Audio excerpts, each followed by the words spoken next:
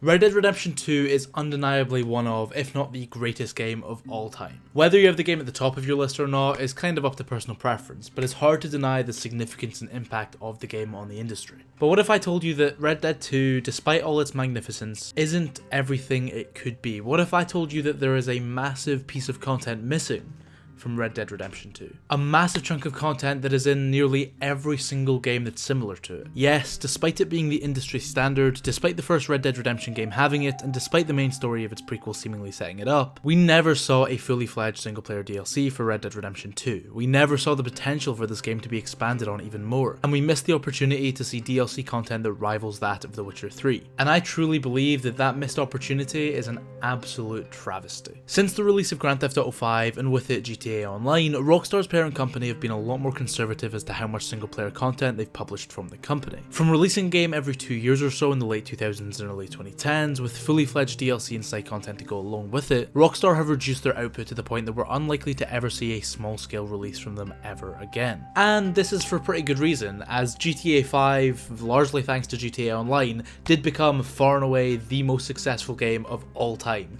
And there's no denying that. The living, breathing, constantly updated world of the online has continued the game's lifespan for almost a decade, as well as changing how the industry at large looks at games as a service. Because, after all, the world of GTA is as perfect as a fantasy online world can be, with a layered and massive in-game economy, a sprawling and detailed world, and an endless array of content, both developer and community created, that builds on that world. GTA Online makes sense. However, and I can't stress this enough, if there is one thing you take away from this video, let this be it.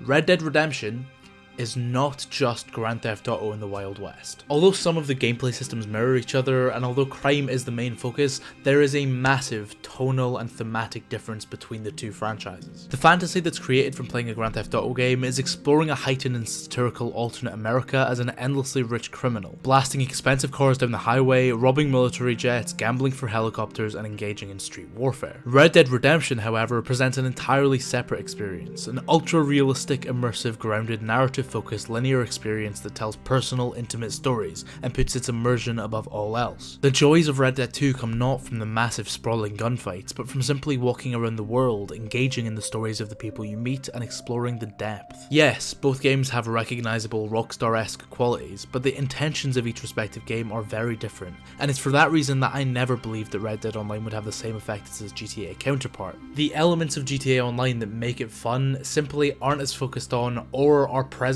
at all in Red Dead Redemption. No, Red Dead at its core is the epitome of single player gaming. It highlights the incredible storytelling potential of the medium better than all others, and the fact that that advantage wasn't used in any expansion shows to me a massive lack of vision from Take-Two. This is especially true thanks to the two clear untold stories that were set up in the main narrative of the game, that of Sadie Adler and Charles Smith. Without spoiling too much, both Sadie and Charles, who by the game's end have become the two most important side characters, leave the Wild West to explore new endeavours. For Sadie, it's bounty hunting down in Mexico and South America. For Charles, it's helping to fight for his people's land in Canada. These characters are left with entirely new and separate adventures to go on, two stories that could have explored tangibly different themes and issues to both the main game and to each other. Sadie, going south to Mexico, could have furthered her bounty hunting career, in which we could have seen her ethics and morality explored, the hypocritical nature of bounty hunting questioned, along with her past trauma being truly resolved, all within the confines of a world we've already seen in the first Red Dead Redemption. On top of that, we could have seen characters from the original Mexico segment return, we could have seen the beginnings of the Mexican Civil War, hell, maybe even Landon Ricketts could have made an appearance.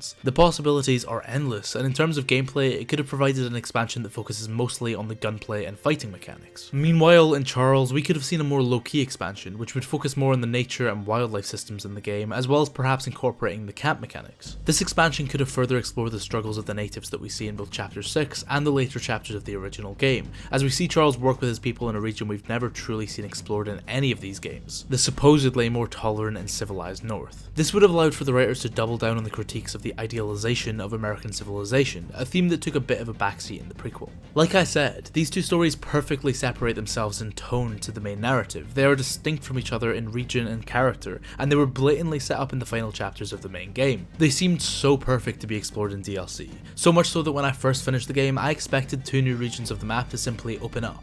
but alas, I was left with nothing. Another often spoke about option for Red Dead 2 DLC is a remaster of the original game's story in the prequel's engine and world. After all, half the world is already built, as are the character models and the gameplay systems, and although slightly less realistic, this opportunity is so blatant that the fact that Take-Two haven't taken it yet blows my mind. The original Red Dead Redemption game is going on 12 years old, and although it more than holds up in its own right, Red Dead 2 builds on every single one of its systems in every conceivable way, yet maintains almost every aspect from the original.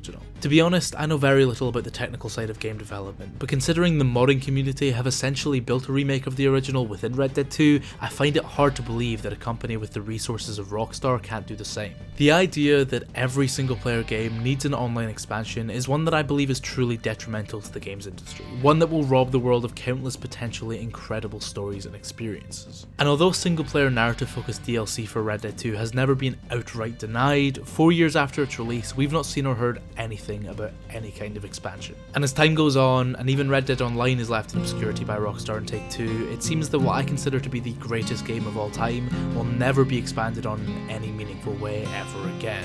And I think that might just be the biggest waste of potential that the games industry has ever seen.